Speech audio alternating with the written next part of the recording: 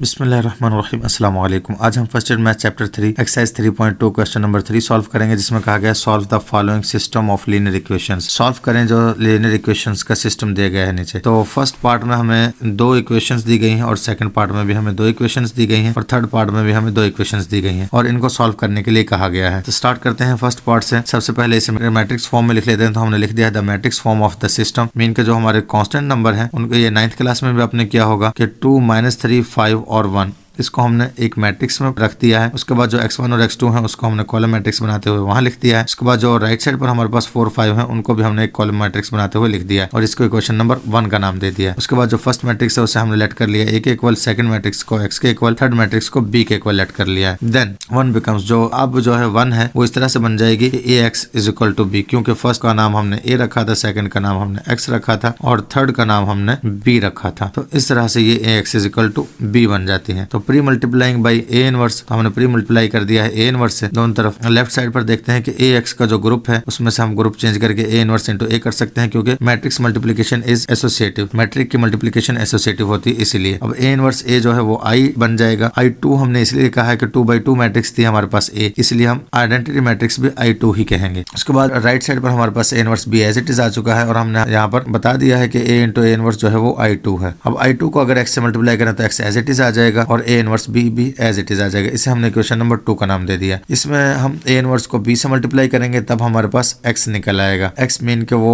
x1 और x2 वाली values हैं। तो सबसे पहले हमें ए इनवर्स फाइंड करना है ताकि हम b से मल्टीप्लाई कर सकें। तो उसके लिए हम पहले a का डिटर्मिनेंट फाइंड करेंगे। तो हमारे पास जो a मैट्रिक्स थी वो थी 2, -3 और 5 और 1। तो हमने यहाँ पर 2, -3 और 5 और 1 को लिख दिया है। उसके बाद हम डायगोनल एंट्रीज को मल्टीप्लाई करते हैं 2 और 1 को, और फिर नॉन डायगोनल एंट्रीज को मल्टीप्लाई करते हैं -3 और 5 को, और उसके बाद दरम्यान में माइनस लिख देते हैं। अब 2 1 2 हो जाएगा और दरम्यान में माइनस है तो माइनस माइनस प्लस और 3 5 15 हो जाएगा। 15 और 2 को हम ऐड करते हैं तो 17 हो जाता है और 17 क्योंकि 0 के इक्वल नहीं होता इसलिए हम कह सकते हैं कि इसका इनवर्स एग्जिस्ट करता है। तो since A determinant not is equal to 0, A inverse is exist. अब एडजॉइंट निकाल लेते हैं। एडजॉइंट में हम डायगोनल एंट्रीज की जगह चेंज कर देते हैं, नॉन डायगोनल एंट्रीज के साइन चेंज, 2 1 और 1 2 की जगह पर आ जाएगा और -3 था जो वो +3 हो चुका है और +5 -5 हो चुका है। इस तरह से एडजॉइंट ऑफ ए भी निकल चुका है। मजीद हम ये कह सकते हैं कि 10 ए इनवर्स जो है वो इक्वल होगा 1/a determinant adjoint of A determinant हमारे पास 17 है, लिहाजा इसकी जगह पर हमने 17 पुट कर दिया है और एडजॉइंट ऑफ ए हमारे पास ये मैट्रिक्स निकली थी जिसको हमने as it is adjoint of A की जगह पर लिख दिया है। तो इस तरह से ये हमारा आंसर आ चुका है, मीन के ए इनवर्स निकल चुका है। अब क्योंकि हमें x5 फाइंड करना था, x1 और x2 फाइंड करना था जो कि लीनियर इक्वेशंस में था, तो सबसे पहले हम b की वैल्यू पुट कर लेते हैं। तो हमारे पास जो इक्वेशन थी वो थी a इनवर्स b, तो हमने पहले a इनवर्स की वैल्यू पुट कर ली है और बाद में b की वैल्यू पुट कर ली है इस फार्मूले में। तो और x एज इट इज रखा है क्वेश्चन 2 के हिसाब से। और अब हम मल्टीप्लाई कर लेंगे इन दोनों मैट्रिसेस को और 1/17 स्टार्ट में एज इट इज आ जाएगा। अब क्योंकि हमारे पास 1/17 फर्स्ट मैट्रिक्स सेकंड मैट्रिक्स ये थी, तो अब हम इन दोनों मैट्रिसेस को मल्टीप्लाई कर देते हैं। तो फर्स्ट 1 को 5 से और 3 को 4 से मल्टीप्लाई करेंगे। 1 × 5 और 3 × 4 दरम्यान में प्लस लिखेंगे। इस तरह से सेकंड रो को जब हम मल्टीप्लाई करेंगे तो -5 × 5 और 2 × 4 कर देंगे। -5 × 5 और 2 × 4 दरम्यान में प्लस आ चुका है। इसके बाद 1/17 एज इट इज चला आ रहा है नेक्स्ट भी, और हम 5 1 5 कर देंगे, 3 4 12 कर देंगे, दरम्यान में plus as it is, 5 5 25 plus minus minus तो -25, 2 4 8 और प्लस का 8 आ जाएगा। इसके बाद मजीद सिंप्लीफाई करेंगे तो 5 + 12 17 हो जाएगा और -27 में से 8 निकल जाएगा तो वो भी माइनस का 17 हो जाएगा। अब हमारा x की वैल्यू ये आ चुकी है अंदर, तो अंदर ये जब नंबर से मल्टीप्लाई होगा तो 1 से 17 मल्टीप्लाई होकर 17/17 हो जाएगा और जब -17 से मल्टीप्लाई होगा तो -17/17 हो जाएगा। तो ये 17 से कैंसिल हो जाएंगे। इस तरह से ऊपर भी 1 और नीचे भी 1 आंसर आ जाएगा हमारा। और अब हमने जो x मैट्रिक्स थी उसकी वैल्यू हमने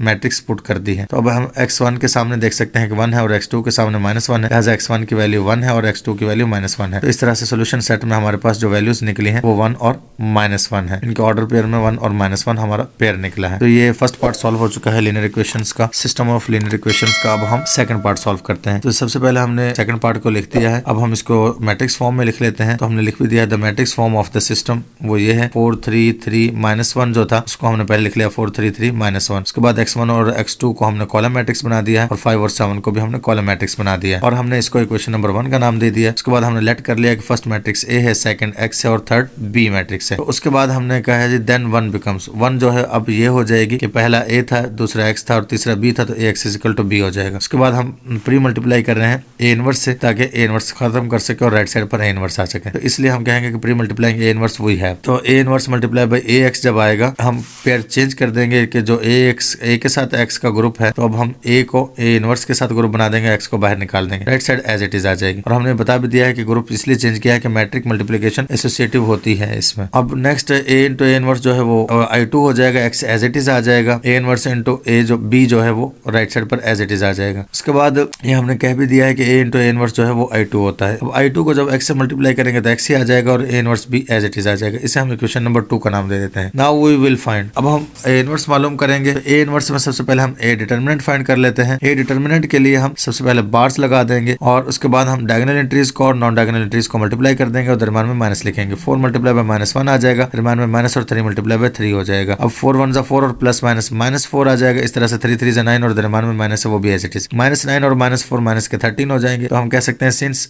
a determinant not is equal to 0 तो a इनवर्स एग्जिस्ट करता है। अब हम लिख देंगे एंड एडजॉइंट ऑफ a क्या है जी, जो हमारे पास मैट्रिक्स थी उसमें हम डायगोनल एंट्रीज की जगह चेंज कर देते हैं। 4 की जगह पर -1 आ गया और -1 की जगह पर 4 चला गया और जो 3 3 था दोनों पॉजिटिव थे तो दोनों माइनस के कर दिए, इनके नॉन डायगोनल एंट्रीज की साइन चेंज कर दी है। तो इस तरह से एडजॉइंट भी आ चुका है और डिटर्मिनेंट भी आ चुका है। अब हम फार्मूला लगा लेते हैं, thus a inverse is equal to 1 over a determinant adjoint of a। तो a डिटर्मिनेंट हमारे पास -13 था तो इसकी जगह पर हमने -13 पुट कर दिया है और एडजॉइंट ऑफ a हमारे पास ये मैट्रिक्स आई थी, लिहाजा ये मैट्रिक्स हमने एडजॉइंट ऑफ a की जगह पर पुट कर दी है। उसके बाद हम मजीद सिंपलीफाई ये करते हैं कि माइनस को हम यहाँ एज इट इज रखते हैं और तमाम एंट्रीज में से हम माइनस कॉमन ले लेंगे बाहर, तो तमाम एंट्रीज के साइन चेंज हो जाएंगे और वो माइनस जो बाहर आएगा वो इस माइनस से कैंसिल हो जाएगा और अंदर तमाम एंट्रीज के साइन चेंज हो जाएंगे। 1 प्लस का 3 और प्लस का 3 हो जाएगा और 4 जो है वो माइनस का हो जाएगा। तो इस तरह से ये हमारा a इनवर्स निकल चुका है। उसके बाद हम पुट कर देते हैं इनवर्स और b की वैल्यू इक्वेशन 2 में। इक्वेशन 2 क्या थी हमारे पास, ये थी x is equal to a inverse b। इसमें हम a और b की वैल्यू पुट कर देते हैं। हमने a इनवर्स की वैल्यू पुट कर दी और आगे b की वैल्यू पुट कर दी। 1/13 एज इट इज आ जाएगा जबकि दोनों मैट्रिसेस मल्टीप्लाई हो जाएंगे। तो फर्स्ट रो को जब हम फर्स्ट कॉलम से मल्टीप्लाई करते हैं तो 1 into 5 और 3 into 7 आ जाएगा, दरम्यान में प्लस। उसके बाद नेक्स्ट जब सेकंड रो से मल्टीप्लाई करेंगे 3 into 5 और -4 into 7 आ जाएगा और दरम्यान में प्लस आ जाएगा। मजीद जब हम सिंपलीफाई करेंगे तो 1/13 एज इट इज आएगा। नेक्स्ट मैट्रिक्स के अंदर 5 प्लस 7 3 जा 21 होता है वो आ जाएगा और 5 3 जा 15 होता है वो आ जाएगा और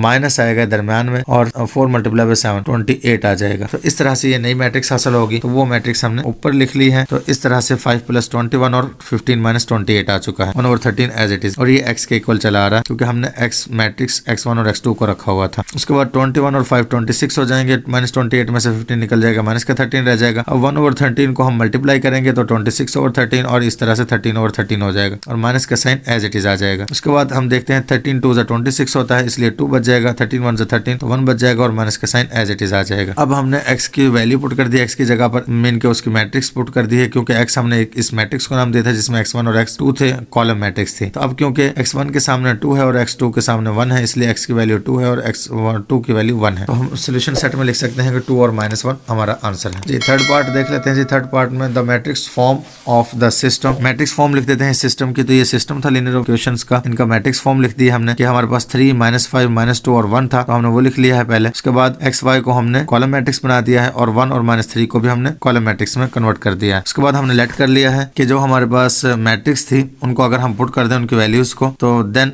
1 इक्वेशन जो है वो ये हो जाएगी ax + b मीन के a इधर आ जाएगा, x इधर आ जाएगा और b इधर आ जाएगा। ये इक्वेशन 1 थी। तो उसके बाद प्री मल्टीप्लाइंग a इनवर्स से हम मल्टीप्लाई कर देते हैं दोनों साइड पर, तो b के साथ मल्टीप्लाई में a inverse as it is आ जाएगा और लेफ्ट साइड पर a इनवर्स को a के साथ लिख देंगे ग्रुप बनाते हुए और x को हम बाहर निकाल देंगे। और हम लिख रहे हैं जी matrix multiplication is associative, mean के मैट्रिक्स मल्टीप्लिकेशन एसोसिएटिव होती है इसलिए हमने a इनवर्स और ax का जो ग्रुप था उसको a इनवर्स a का ग्रुप बनाते हुए x को बाहर निकाल दिया है। उसके बाद हम मजीद सिंप्लीफाई करते हैं तो a इनवर्स इंटू a जो है वो I2 बन जाएगा और उसका भी रीजन हमने बता दिया कि a इनवर्स I2 होता है और x एज इट इज आ जाएगा और a इनवर्स b भी एज इट इज आ जाएगा। उसके बाद जब हम मजीद सिंप्लीफाई करेंगे x I2 से मल्टीप्लाई होगा तो x एज इट इज और a इनवर्स b भी एज इट इज आ जाएंगे। इसे हमने इक्वेशन नंबर 2 का नाम दे दिया है। Now we will find a inverse. अब हम a इनवर्स फाइंड करेंगे, मालूम करेंगे। पहले हम a का डिटरमिनेंट फाइंड कर लेते हैं। अब क्योंकि हमारे पास मैट्रिक्स थी 3 -5 और -2 1 थी, तो हमने उस मैट्रिक्स को लिखते हुए बार्स लगा दी हैं ब्रैकेट खत्म करते हुए, और हम डायगोनल एंट्रीज को मल्टीप्लाई करते हैं 3 मल्टीप्लाई बाय 1 आ जाएगा, और नॉन डायगोनल एंट्रीज को मल्टीप्लाई करते हैं -5 मल्टीप्लाई बाय -2 आ जाएगा, दरम्यान में माइनस आ जाएगा। ये ए डिटर्मिनेंट हमारा आ चुका है। उसके बाद नेक्स्ट 3 × 1 3 हो जाएगा, और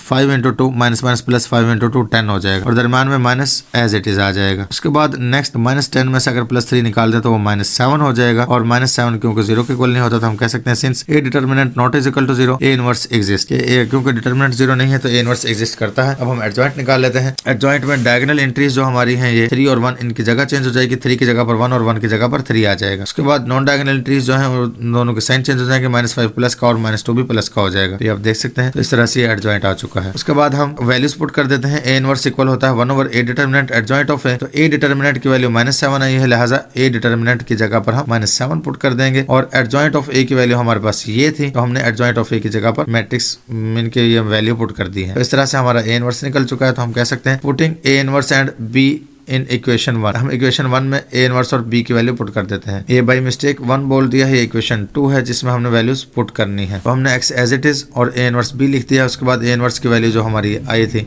वो हमने पुट कर दी है, और बी बाद में लिखा, इसलिए बी की वैल्यू बाद में लिख दी। अब हम 1 और -7 को एज इट इज लिख लेंगे, और उसके बाद हम दोनों मैट्रिसेस को मल्टीप्लाई कर लेते हैं। तो 1 मल्टीप्लाई बाय 1 हो जाएगा, 5 मल्टीप्लाई बाय -3 हो जाएगा, और दरम्यान में प्लस आ जाएगा। फिर उसके बाद 2 मल्टीप्लाई बाय 1 और 3 मल्टीप्लाई बाय -3 और दरम्यान में प्लस आ जाएगा। उसके बाद 1 1 1 हो जाएगा, और 5 3 15 और प्लस माइनस आ जाएगा। उसके बाद 2 1 2 हो जाएगा, और 3 3 9 और प्लस माइनस आ जाएगा, और 1/-7 एज इट इज। उसके बाद हम मजीद अगर सिंप्लीफाई करते हैं तो 1/-7 एज इट इज आ जाएगा, क्योंकि 1 -15 है तो -15 में से प्लस का 1 निकलेगा तो माइनस का 14 रह जाता है। उसके बाद नेक्स्ट -9 में से +2 निकल जाता है तो माइनस का 7 रह जाता है। तो ये हमारा आंसर बन जाएगा। अब -1/-7 को हम अंदर मल्टीप्लाई कर सकते हैं दोनों वैल्यूज के साथ। इस तरह से हमारे -14 और -7 आ चुके हैं। अब हम 1/-7 को जब मल्टीप्लाई करेंगे तो -14/-7 हो जाएगा, और -7/-7 हो जाएगा, क्योंकि -14 जब 1 से मल्टीप्लाई होगा तो -14/-7 बन जाता है। इस तरह से -7 जब 1 से मल्टीप्लाई होगा तो -7/-7 आ जाएगा। तो उसके बाद माइनस